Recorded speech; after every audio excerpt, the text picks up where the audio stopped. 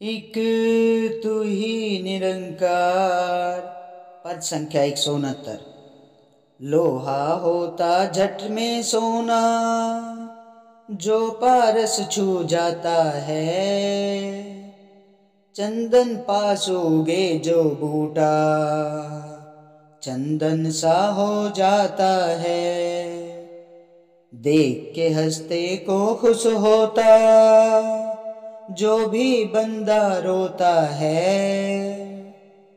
रोगी को जब मिले दवाई, नींद चैन की सोता है।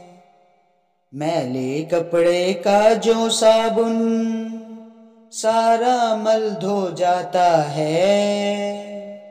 गंदा पानी गिर गंगा में, गंगा जल हो जाता है। चाहे कितना भी हो पापी, संत शरण जो आता है। कहे अवतार देर नहीं लगती, पल में मुक्ति पाता है। लोहा होता झट से सोना, जो पारस छू जाता है। सासंगत जी, लोहा जैसे लोहा को अगर पारस जो छू लेना तो वो सोना बन जाता है सासंगत जी। तो ऐसे ही संतमति है सासंगत जी। अगर हमने संतों का संग कर लिया ना, तो हम भी पक्के संत हो जाते हैं सासंगत जी। अगर हमने इस सतगुरु का दामन थाम लिया ना, इसकी उंगली पकड़ ली, सतगुरु के चरणों में अपने आप को समर्पित कर दिया ना, तो हम भी एक पारस के समान हो जाते हैं। जब ये ब्रह्म ज्ञान हमारे जीवन में आ जाता है तो हम भी एक पारस के समान हो जाते हैं। जब हम अज्ञानी के पास बैठते हैं ना, तो एक निरंकारी जो होता है, निरंकारी, उसके चेहरे पे एक अजीब ही चमक होती है, एक तेज होता है चेहरे पे। तो जब वो अपने अज्ञानियों के पास अपने विचार रखता है ना सासंगत जी, तो कोई ना कोई बात उनके घट में जरूर बैठती है सासंगत जी। ऐसा नहीं होता है कि एक निरंकारी के मुख से निकले हुआ एक एक शब्द कब किसका जीवन संवार दे सासंगत जी, कोई पता नहीं है। सासंगत जी, अब मैं अपना ही एक उदाहरण आपको दूं।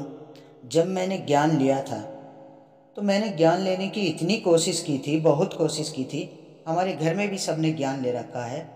लेकिन जब भी मैं ज्ञान के लिए जाने के लिए तैयार होती थी, तो कुछ ना कुछ ऐसी समस्याएं आ जाती थी कि मैं ज्ञान लेने के लिए जा ही नहीं पाती थी।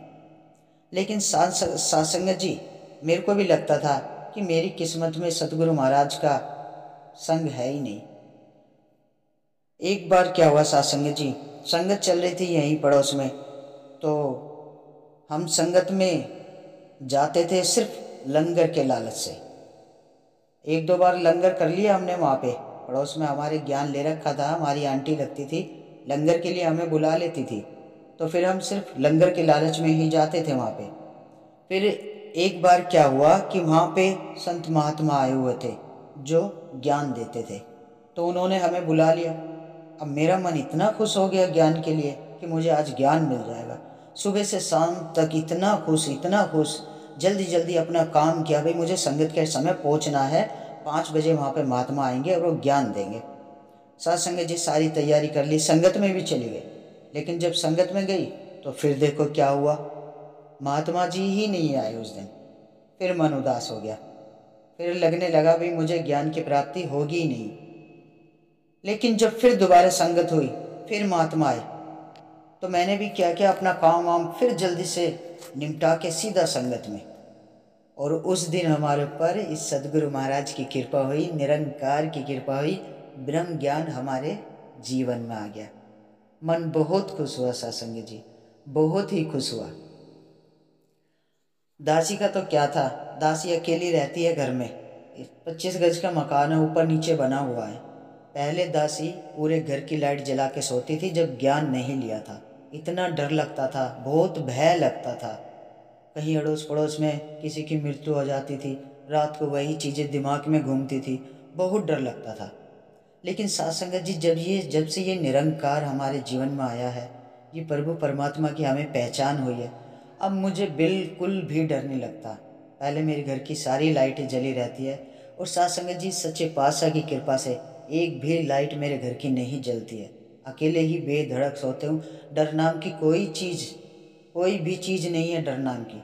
ये भय ना अपने आप निकल जाता है जब ये ज्ञान हमारे जीवन में आ जाता है, जब गुरु की कृपा हमारे पे हो जाती है। साथ संगत जी, ये साथ संगत जी मैं अपनी खुद की बीती हुई बता रही हूँ। साथ संगत जी, पहले अड़ोस पड़ोस में मृत्यु भी हो जाती थी, रात को बहुत भय लगता था, लेकिन अब कुछ भी हो जाए सबके अंदर हमें वो परमात्मा ही दिखाई देता है, क्योंकि निरंकार कण कण में इसका वास है। साथ संगत जी, तो जो जो जीवित है उसमें भी निरंकार है, जो मृत है उसमें भी निरंकार है।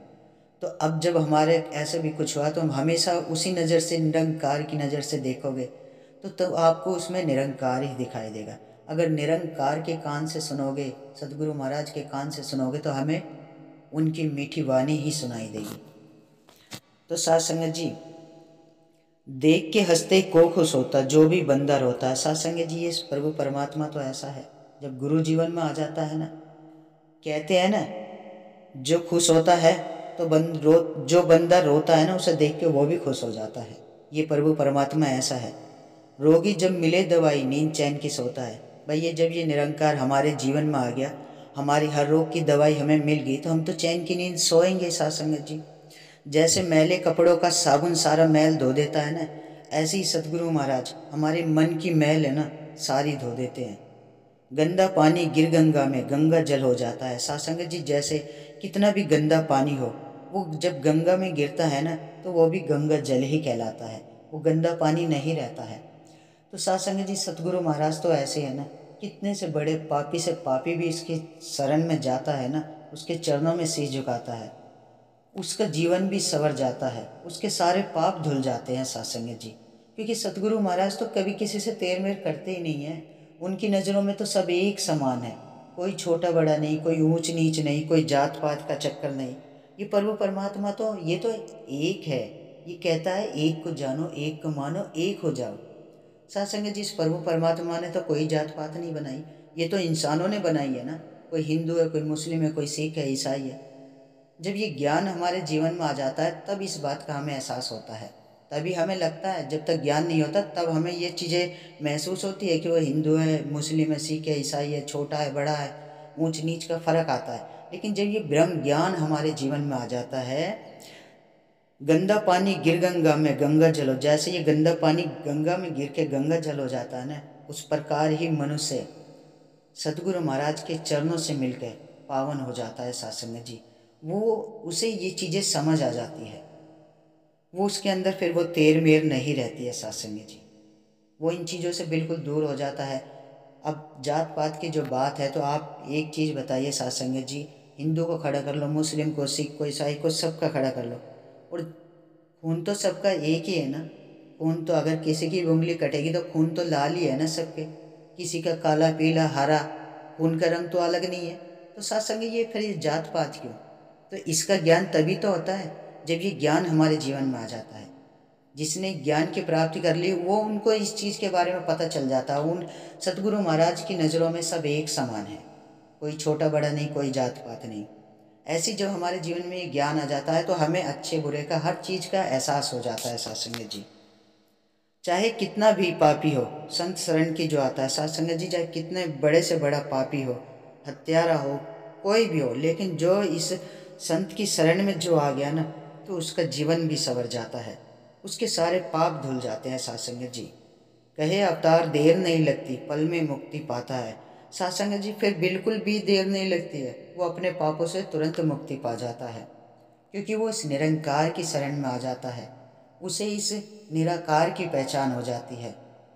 तो साथ संगत जी, आओ मिलके इस निरंकार के गुण गाएं, सदगुरु महाराज के गुण गाएं, जिसने इस जीवन को इस मुक्ति पद पे पहुंचा दिया, वरना तो ये जीवन ऐसे ही भटकता। इस सदगुरु महाराज का जितना शुक्राना किया जाए, इस निरंकार परमात्मा परमात्मा का उतना ही कम है। साथ संगत जी, हमेशा कभी सिकवा ना करो इससे, हमेशा शुक्राना करो कि जो भी दिया है उसके लिए शुक्राना है। सतगुरु महाराज, निरंकार तेरा बहुत बहुत शुक्राना है।